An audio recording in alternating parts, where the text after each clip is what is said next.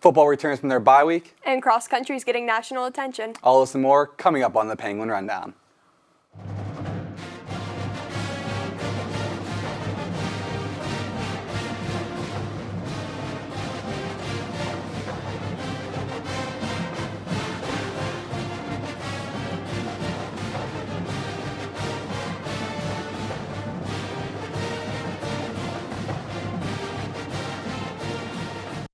Hello Penguin Nation and welcome back to another episode of Penguin Rundown. I'm your host Connor Richardson. Joining with me is Taylor Nemec. Now Taylor, we had a pretty rainy week, but sports teams still got to go out and do what they got to do.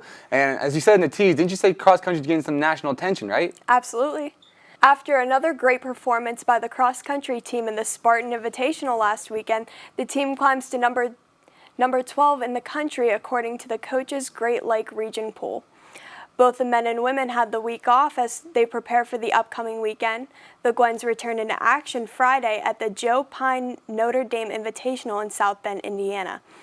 The Penguins have a back-to-back events this weekend as they also compete in the All-Ohio Meet in Akron. Following a bye week, the football team will travel to Western Illinois this weekend to face the Bulldogs in their first conference game of the season. Going into this game, both teams have a record of 1-2.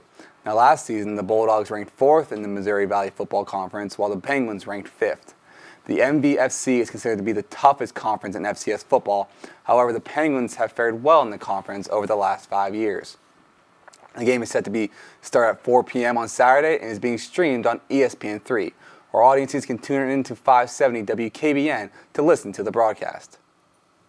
The volleyball team played twice this past weekend against Cleveland State and Oakland, losing both games 3-0. Both Margot Thompson and Aaliyah Hughes tailed 13 kills. Thompson acquired hers versus the Vikings, and Hughes received hers against the Grizzlies. The Gwens are looking to bounce back in a 3-game homestand. Friday they play Wright State, Saturday against IUPUI, as well as Wednesday versus Northern Kentucky. Our very own Dom Joseph caught up with Sarah Valcola and Aaron Callahar to talk about the upcoming home stretch.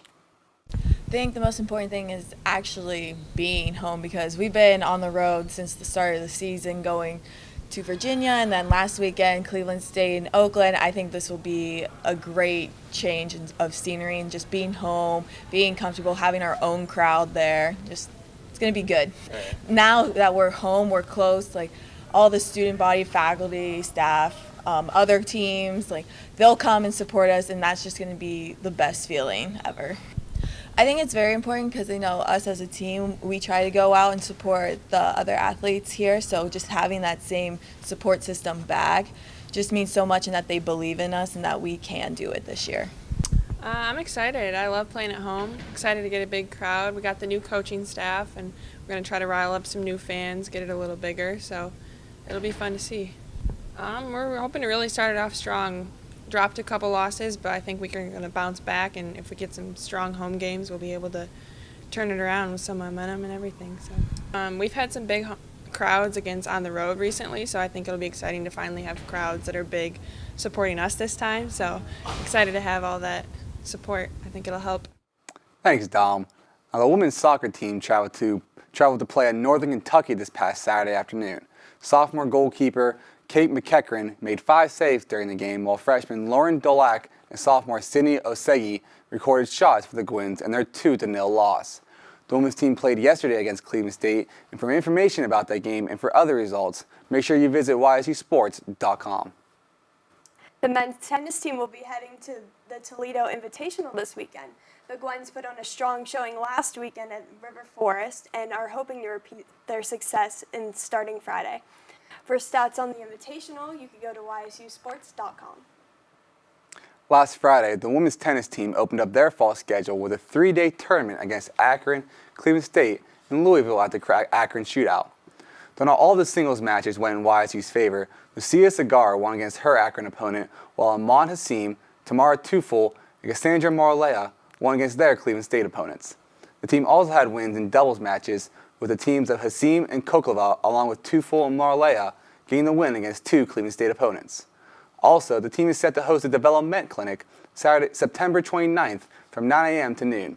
The event is open to both children and adults with 1, 2, and 3-hour sessions available. The clinic costs $30 per hour, and the proceeds of which will go to funding the women's tennis program. The men's golf team is back in action Monday and Tuesday as they compete in the Firestone Invitational hosted by Akron. Players to watch are sophomore CJ Hughes and freshman Brian Cordapel, who are both carded career best at the Marshall Invitational. Now, we're doing something a little different this week. Usually at this point we'd have our play of the week, but tonight we're going to be looking at highlighting some performers of the week, and to help us with that is our friend Lamar Jackson. Lamar, how are you doing today? Good, thanks.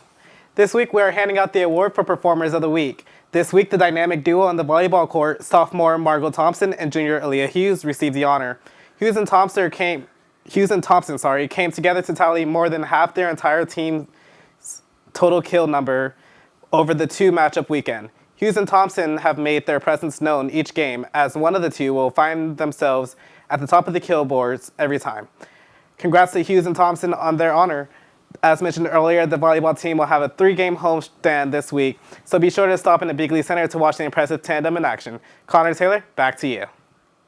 Thanks, Lamar. That about does it today for us on Penguin Rundown, but for news, highlights, and more, make sure you check out YSUsports.com. Make sure you follow us on Twitter, Facebook, Instagram, and Snapchat at Penguin Rundown 1. I'm Connor Richardson. I'm Taylor Nemec. And we'll see you guys next week.